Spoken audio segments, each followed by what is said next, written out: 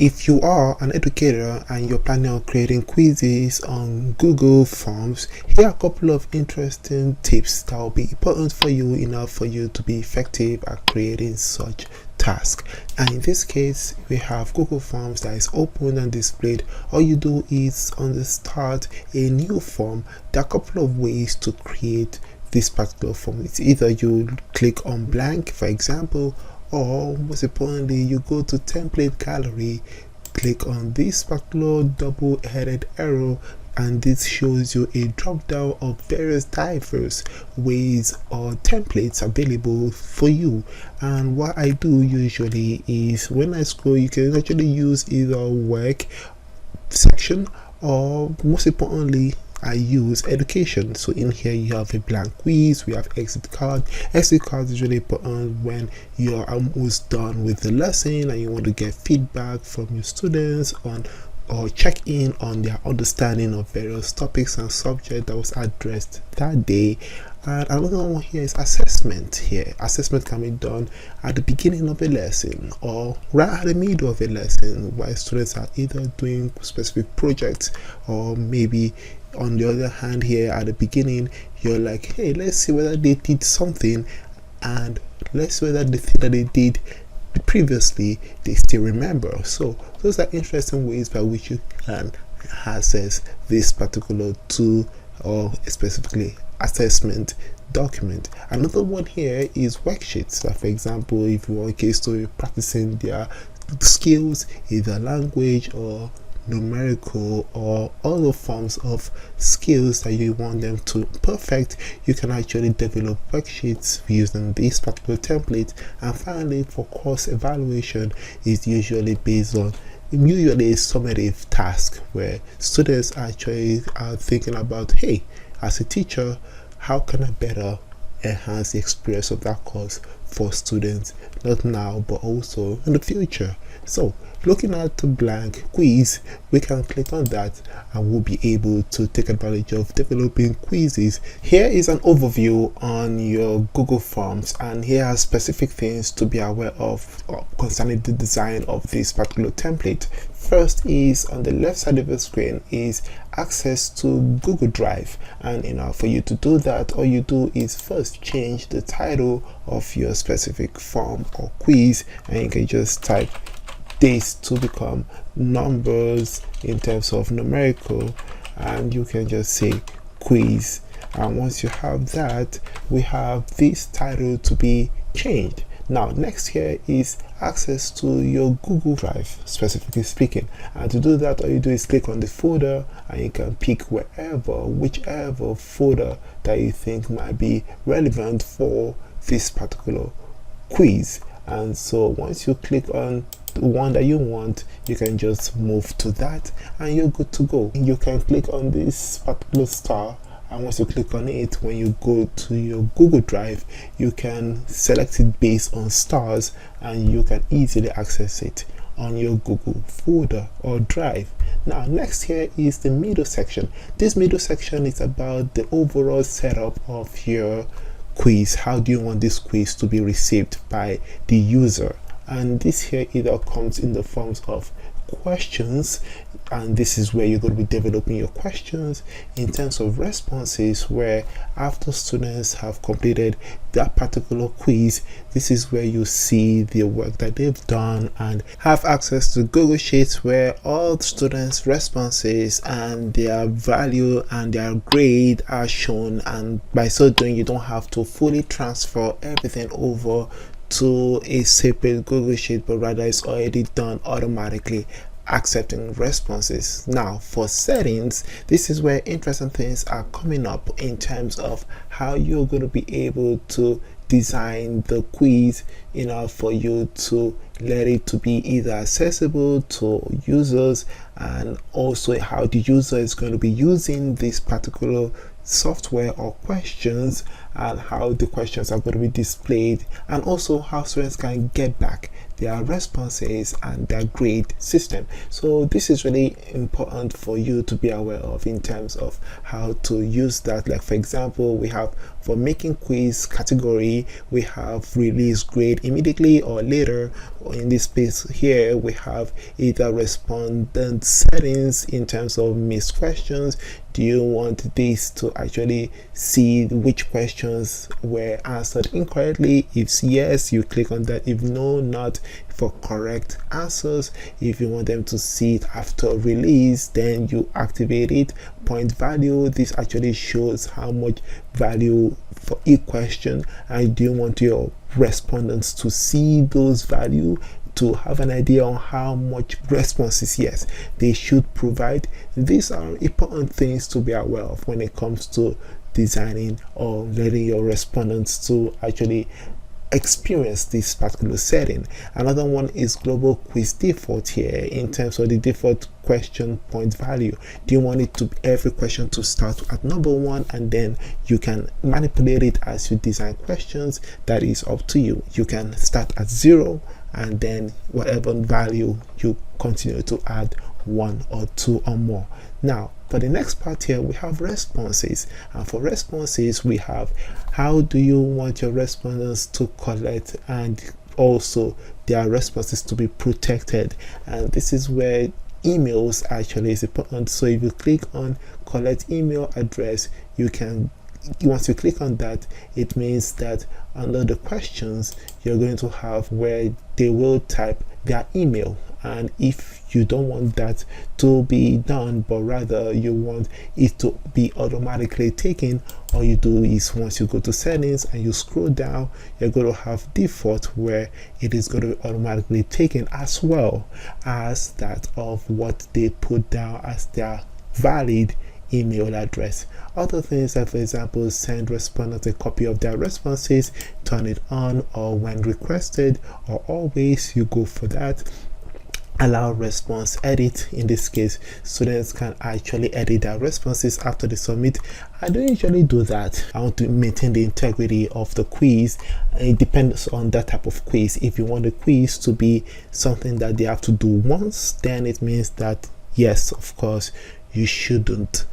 But if you want them to do it multiple times and then edit to learn more about it, then you go for that. So that is where these two, they come handy, because if you want to limit it to 1 responses, then it means that you have to activate that, and by so doing it will be hard for them, I suspect, to go in or go back to edit after submitting. But if you want that to be an option, then you go for it for sure. Now going back to presentation, this actually manages how the form and responses actually are presented. And so once you click on this, you actually allow them to experience how much is left for them in terms of progress bar, and also in terms of shuffling questions, in terms of one person's way by which questions are laid out will be different from, or a different person's questions and how it is laid out. So number 1 for one person might be number 10 for the other person, just to maintain the integrity of the quiz setting. So that is something to keep in mind. Now for after submissions, this is where confirmation, if you want to have one to be sent to the students mainly after they've completed it, then it means that you click on edit and then you can type the response that you want the students to actually see after they are done with that particular quiz. Other things like, for example, show link to submit another response, you can activate it. In this case, because it is disabled by limited to 1 responses, you can't actually activate it. But if you go back here and you undo it, that means that this here will be activated. Show link to submit another response depending on the student of interest. So that is something to keep in mind in terms of show link to submit another responses. Next one here is view result summary, and so this is where the students can actually see the result summary. So in this case, it's saying how much they've actually gotten right, but also the things that they got wrong. And finally here, let's say for example we have for default, we have question default, and you want all questions to be required. They must answer all the questions. This is where you click on this to activate it. Therefore, once you go to questions, automatically you have, once you click on each question and you click on done, it's all required. And so you can, although unrequire it manually, but you don't have to require everything one at a time, but rather you can go to the setting and just click on it so that everything is, all questions are required to be answered. So that is something to keep in mind right over here. Now, in terms of the total points, in here we have 5. The reason why it's 5, because when we developed these questions, we had the following. We had what? We had these to be valued at what? Based on the answer report, we had 3, plus in this other question we had 1, plus we had this question here, we had what? 1. So that in total is 5. That is why in the settings we have the total points to be 5. The more questions you create, the more total points you actually have. It depends on how you want that to be distributed. It's up to you. Now the final part here involves what? All these on the right side of your screen, and the right side of your screen, this shows you add-ons that you want to incorporate from your specific Google workspace into this particular Google form. Like for example, on our future video, we'll be exploring math equations and how to write those, and this add-on that I picked was used to create these particular questions that are found right over here. And this is going to be important in terms of you being able to be more effective in terms of the use of this. There's another method that I use and I'm going to share with you on our future video. Now the next part here is how you're going to be accessing those particular add-ons. To do that, all you do is click on this for more and you go to this particular section for add-ons, and you're going to have plethora of resources that may be of great importance when it comes to the use of specific add-ons and whether they are convertible to Google Forms. Like for example, Document Studio, this shows you that yes, it is convertible to Google Forms, and once you use that, then you're good to go. So that is something to keep in mind. And now next here is this here. If you want to change the theme of your overall questions and how it's going to look like, this is one way or another way of using this particular tool right here. Next here is preview on how the quiz is going to look like to the students or to the participants. And so all you have is the following. You have email, and then once you are done, you can go to the next one, but this is required, so they cannot move to the next one unless they complete that particular category. So that is something to keep in mind. Now the next part, going back here, is what?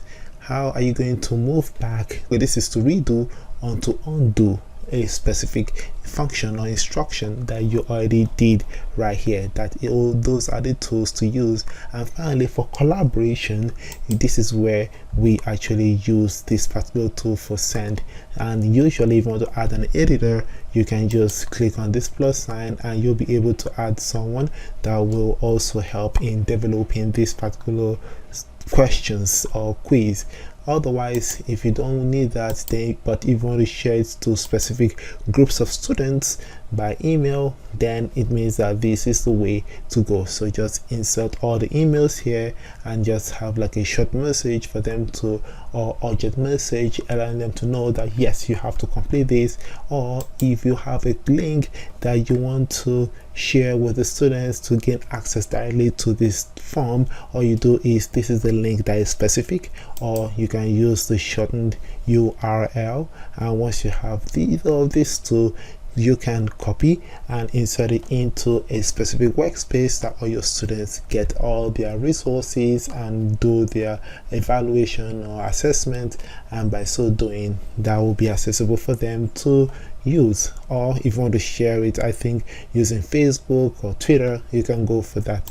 Finally, here we have this enabled HTML. You don't really need to use this, but if you want to, go for it. But since you have this collect email, this is awesome as well. And once you click on that, it means that you're also collecting their emails. And so doing, when their quizzes are done, this will be sent back to them based on their responses or their results. So that is something to keep in mind. But remember that once you're done with this and you have it already, just click on copy and then insert it in that particular workspace where your students are actually congregated at. Now, once you have this, when someone shares, let's say, a Google form to you and you feel that you don't want to ruin the integrity of the original, you can make a copy for yours and then you can manipulate it or fine-tune it in such a way that it best fits your style of assessment. Move to trash. This is your deleting, get pre-filled link, so that by that way, instead of you actually waiting to complete all these and then getting the link, you can just directly get a pre-link, insert it in, continue to edit, and then next here is the print version. If you want that, or PDF, I believe you can get that as well. And once you click on print, you're going to see this actually shown right here. You can actually create or save as PDF, and this is actually an awesome way by which you can actually have a physical copy of this particular quiz right here, just in case there's a power outage. So that's something to keep in mind. Next here is the following. We have on the move, we have add collaborators. You can also add editors as well as add collaborators, pretty much almost the same as well. Once you have this, you're good to go. And finally here we have what? We have add-ons, which we already talked about. All the same, I hope you found this really informative. On our next video, we're going to explore how I created all these questions mathematically speaking, and also how this add-on was actually a great way for me to actually implement this particular style of creating questions under the question tab. Hope you found this really informative. Please hit the comment down below. Let me hear your thoughts about this. By the way, I can talk to you soon. Stay smart as always and believe in yourselves.